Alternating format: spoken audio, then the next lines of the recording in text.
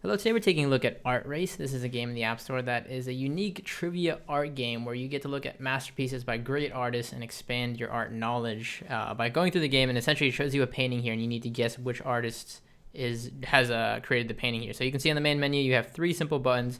At the very bottom, you have your settings button where you can adjust sound, rate the application, give feedback, and more.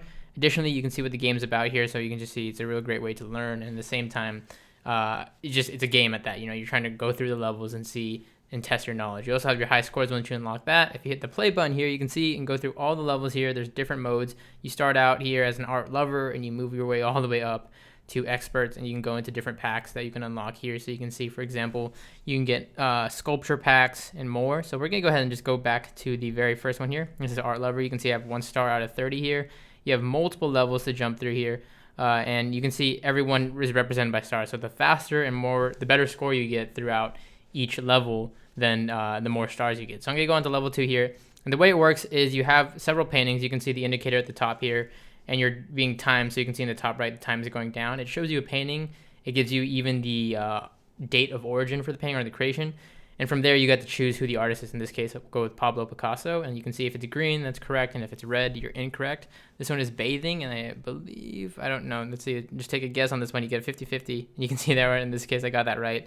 Again, we're just going through and guessing here for some of these. And for example, if you get really, really famous paintings, and you'll get some that, you know, it's all about testing your knowledge. You'll get some you know, some you don't know. And you can just go through and guess and see how you do here. So the Scream, for example, by Edward Munch, that one is for sure. And you can see, you just go through and test your knowledge. And at the top, you can see the progress bar going along here while the timer is going down. So obviously, the more you miss, the lower your score is going to be.